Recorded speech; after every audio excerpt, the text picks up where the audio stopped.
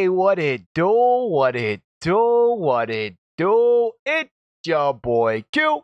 And there ain't nothing left to do but to go ahead and get down and do what it do. Man, I'm pretty sure we can all agree, or at least I'm hoping that we can all agree that we're excited that football's back. So I'm pretty sure the only thing that we're going to agree on is that we're excited that football's back. Because look, I know, and I understand that NFL Kickoff is, generally speaking, the most anticipated start of a season, at least among major sports in America. And I also understand that the term fan really just short for fanatic. So you take those two things together and you mix them up, maybe even shake them up a little bit, and well, you've got yourself a recipe for all sorts of overreaction after just one regular season football game. And hey, I'm guilty of it too from time to time.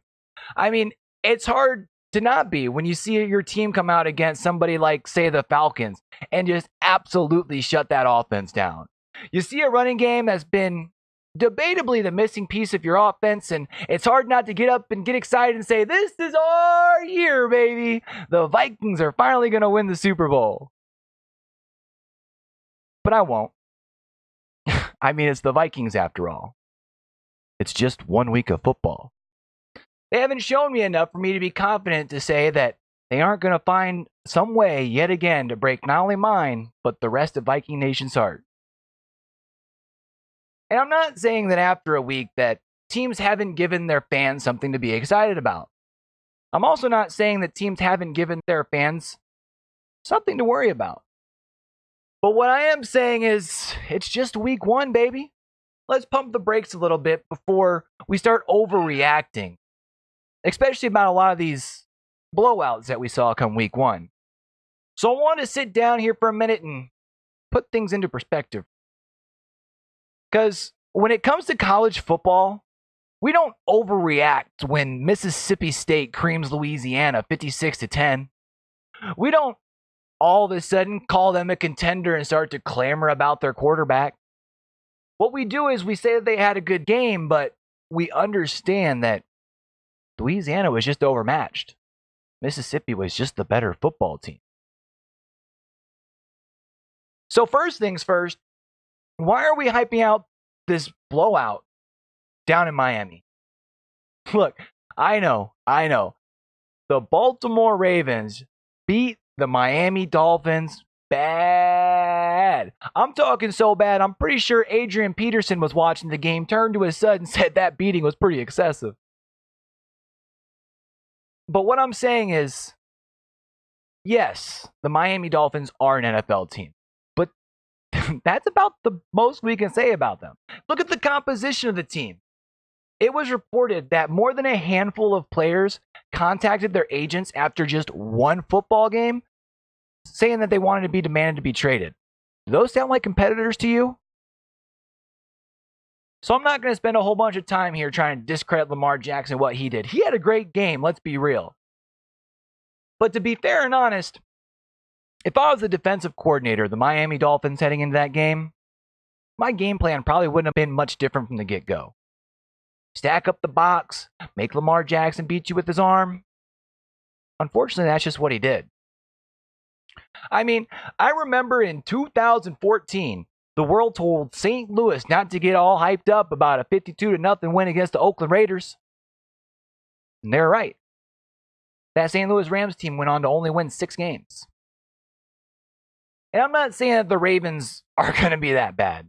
Look, honestly, they're going to be in playoff contention, if not make the playoffs, especially with the aid of a surprisingly soft schedule for a division winner from the previous year. All I'm saying is, can we let the kid develop out in Baltimore? Let him play a little bit.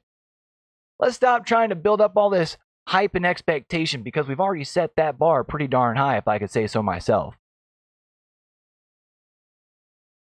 But while we're talking about overreacting from just one win, we can't be surprised with this next one, can we? Let's talk about them. How about them Cowboys? Bruh. The Giants have won 8 games in the last 2 years.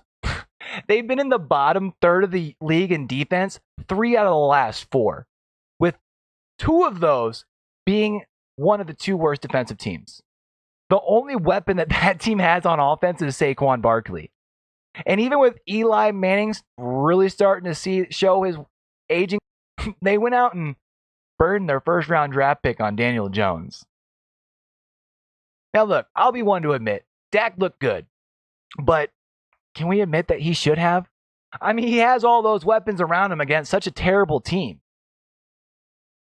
Now, luckily enough for Cowboy Nation, they do play the Redskins, who blew week 1 against the Eagles, and then they play those Dolphins.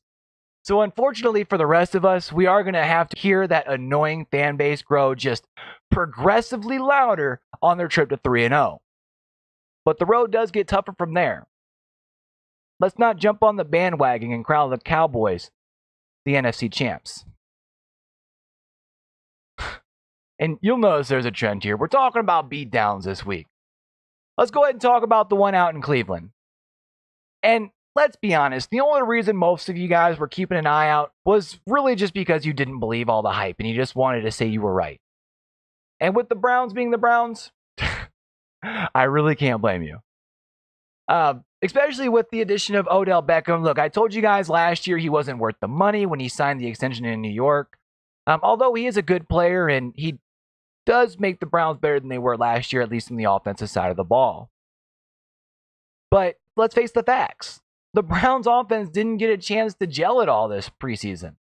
So really, we shouldn't have went in expecting them to play at their peak. We really shouldn't, at least until week 5, probably longer. Maybe that's why Odell is making such a big deal about his watch. Just wants to make sure they stay on schedule. What a joke. The thing that we are considering, though, when it comes to that game, is the Tennessee Titans defense. Look at the stats. Last year, the Titans defense was ranked 3rd in the league when it came to points allowed. They were actually the 8th best team when it came to yardage as well. Which, realistically, they probably could have been ranked higher. But their offense is so bad that they just constantly keep that defense on the field. And a lot of you guys are ready to throw in the towel, say it's just the Browns being the Browns. Told you guys. Look, this doesn't mean that the Browns season is over. Other than the Patriots, the Rams, and maybe Seattle, maybe, there really aren't any other games you look at and automatically mark it as an L. And look, before you get all hyped up, Steeler Nation, y'all scored 3 points. This ain't y'all's week to speak. But the last thing that I wanted to talk about, that I wanted people to get a different perspective, maybe to kind of calm down some of this overreacting, is the situation up in New England. No, I'm not saying that the Patriots aren't going to be winning the division this year. I'm not stupid. Tom Brady now has the deepest arsenal he ever has in his career. And the acquisition of Antonio Brown has some of you guys so up in your feelings, I just can't help but laugh. Can we be real for a minute? If any other team had taken a chance on the only guy in NFL history to have 6 straight 100 reception years, we wouldn't have been making such a big stink about it. We definitely wouldn't have been starting this conspiracy about tampering. And even if some other team had signed Antonio Brown on a similar timeline, just a couple hours after his release, we'd have at least a couple of people coming up and saying how it would make sense that other teams would have people in town to ink the deal before another team could come and scoop them up. But since it's the Patriots, well, you get the deal. And don't even get me started on the attention seeker who's obviously just looking for a cash grab with this recent accusation. We've already seen the pictures of them all snuggled up like they're a cute little thing, boo-boo. It's not a coincidence that this came up once we finally realized that Antonio Brown was going to play this year. This didn't come up when Antonio Brown was all up in the news about those disgusting looking feet or with the holdout dispute about a helmet. Ironically enough, only comes up once we know he's playing. Partner that with the fact that he's now playing for an organization whose owner was under fire for a similar thing this offseason. Come on, bro. You're not even trying. So that's all I'm going to say on that. But we are off to week 2. I'm excited. I'm hoping you guys are excited. And it starts tonight.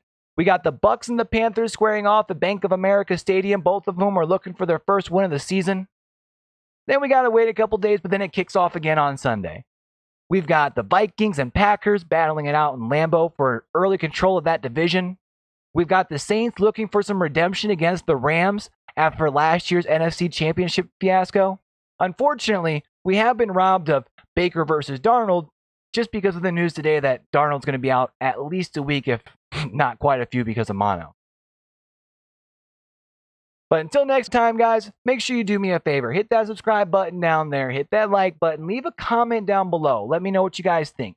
Let me know how you guys feel about your team after week 1. And let me know if there's anything you want me to talk about in the upcoming days. Also, wanted you to know that we have been a little delayed on this week, of course, as you guys are noticing. And that's because we've been grinding some NBA 2K released last week, baby. In case y'all didn't know, we've been grinding over on Twitch. Make sure you stop on by. I got that link down below. Until next time, it's your boy Q, signing out.